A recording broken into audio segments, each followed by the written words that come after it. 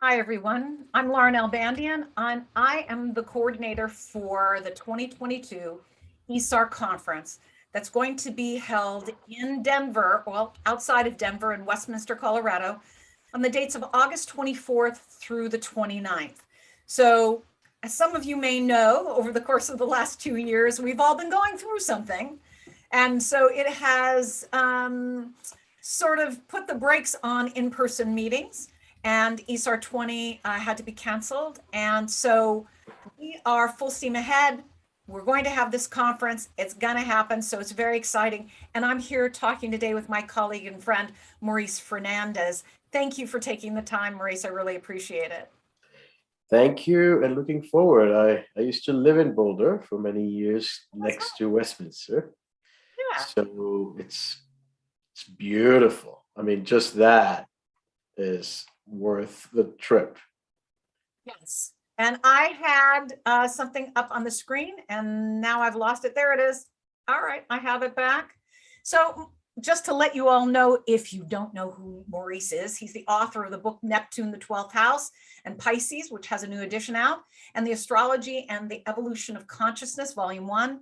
And he's a leading evolutionary astrology counselor and a teacher currently based in Arizona. Yeah, that's where you are. You're in Arizona. You're in Sedona, Arizona. Like, wait a minute, Sedona. You just said Colorado, and it kind of fits my brain. He directs a critically acclaimed professional certification program for astrologers.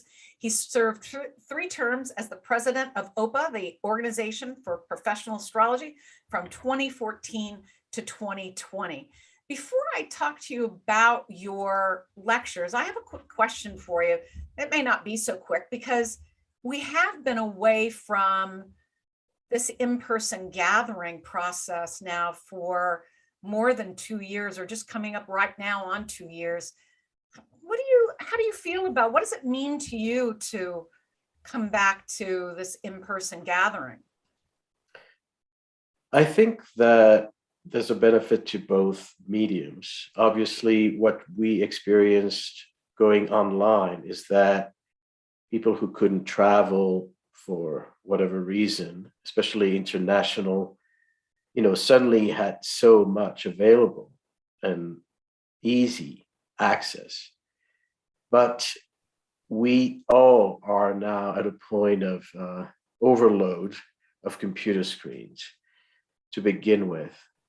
And then, you know, we are human beings and we do need that personal contact. We had a first event in person last September in New York at Omega Institute. And it was so refreshing. I mean, even if people were a little more cautious with masks on, it was such a warm and amazing energy. There's something that's being transmitted differently when you True. are in person. It's true. And I think we all miss that. What we're trying to do with some of the events I'm involved with is to do hybrids Yep. so that you know we enjoy both worlds.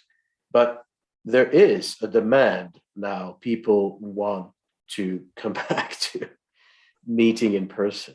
It's true.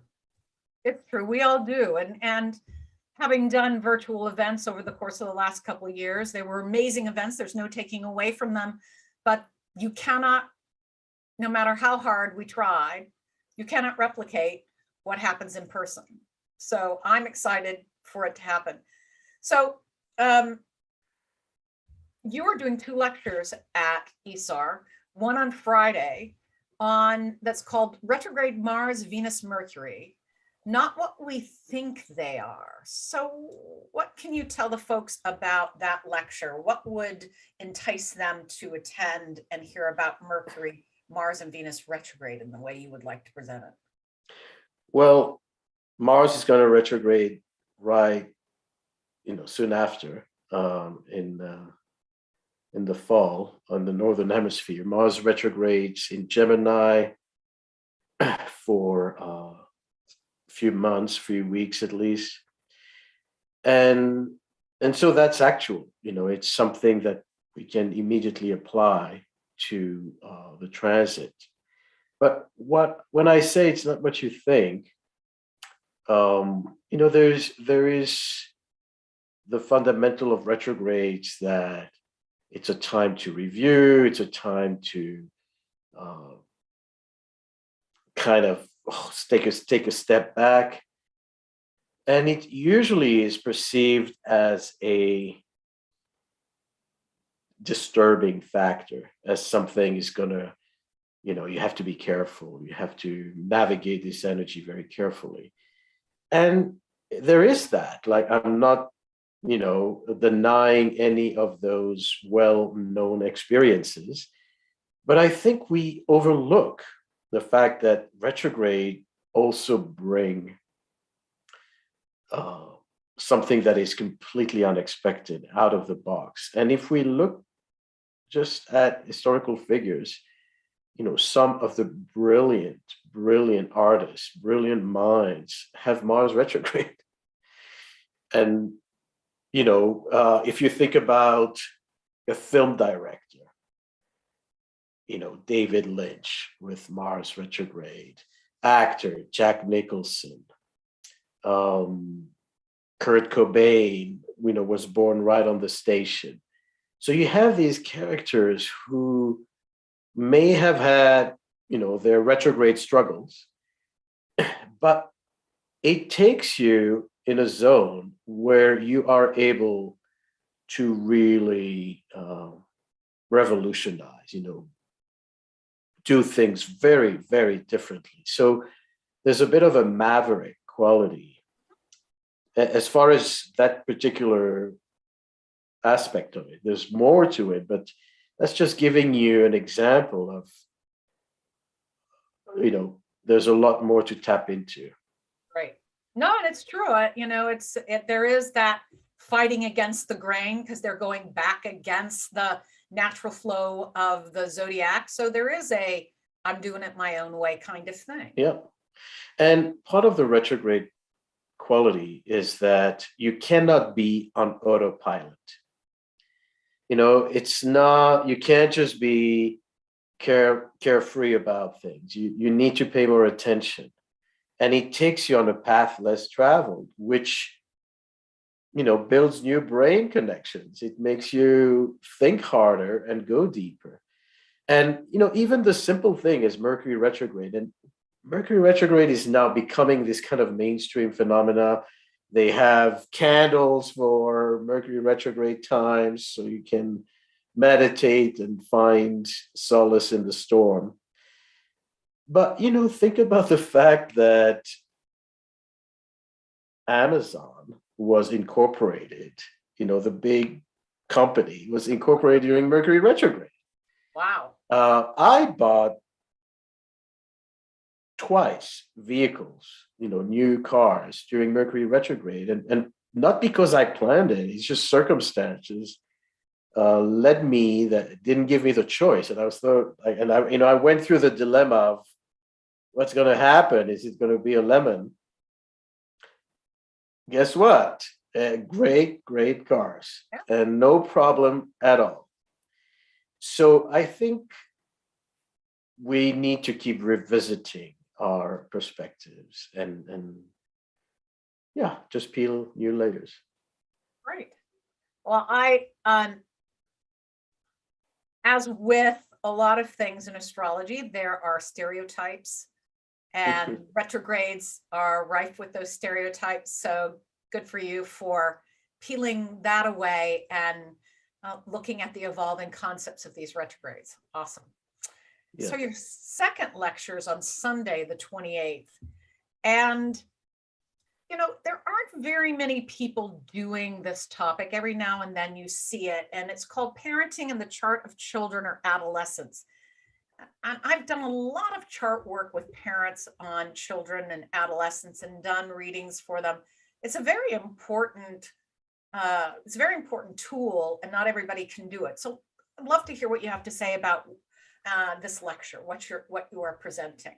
Yeah, I find part of the reason I started to explore this topic was, first of all, remembering myself as a kid and as an adolescent, and remembering how astrology helped me, because I was misunderstood. I was this weird Scorpio kid who had his dark moods and whatnot.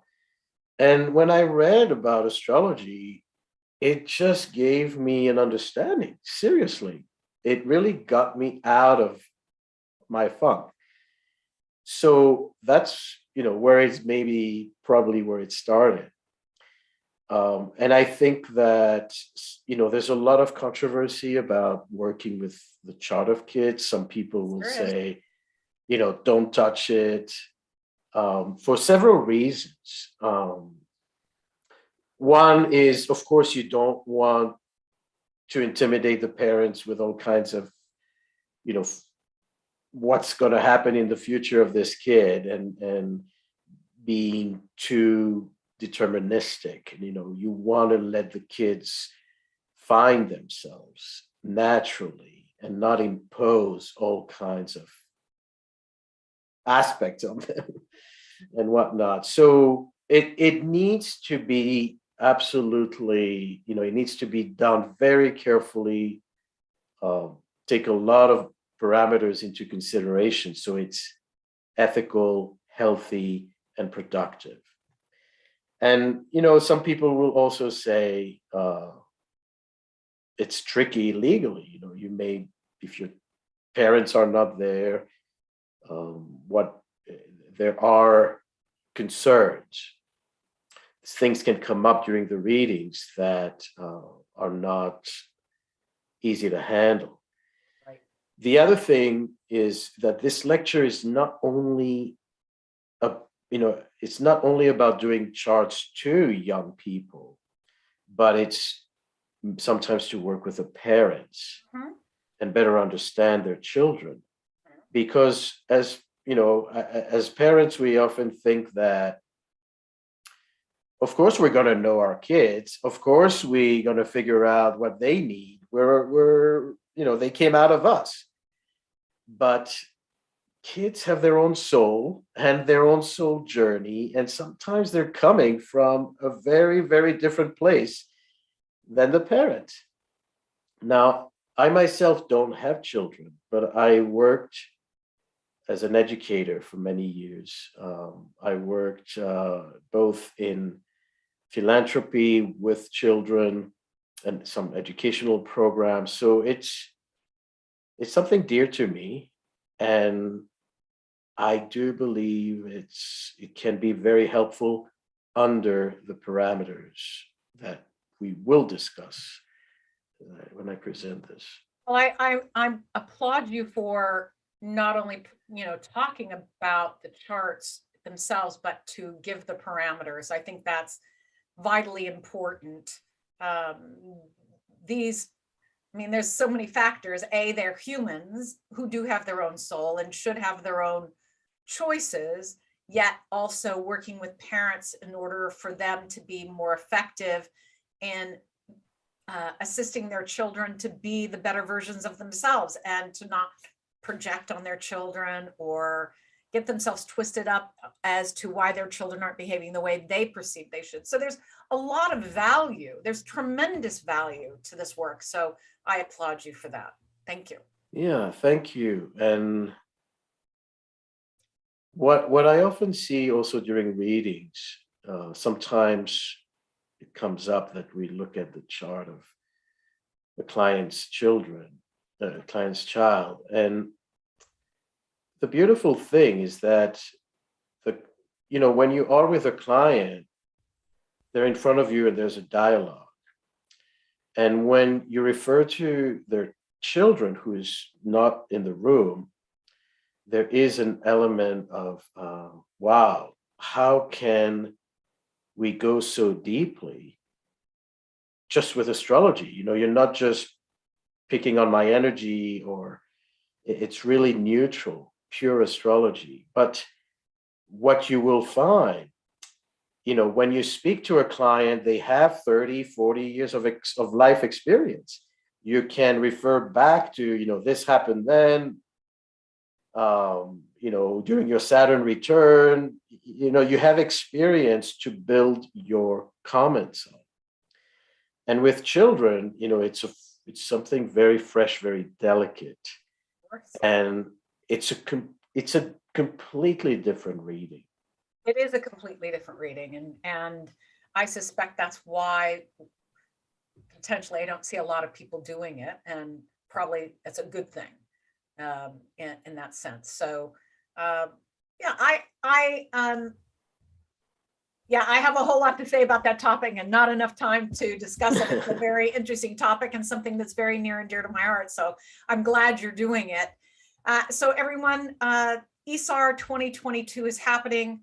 I want to thank my friend and colleague Maurice for taking the time again today to share his material that he'll be presenting at the conference, which is August 24th through the 29th. It'll be happening at the Westminster Westin. That is right between Boulder and Denver. So there'll be plenty of places for you to go out and explore, and we hope to see you there. Please go to isar2022.org, isar2022.org. That's where you're going to find all the information you need to know on the conference. So again, once again, thank you so much, Maurice. Thank you. And just one last note, it's really the best season to be in Colorado. Yes, it is. All right, we'll see you all there.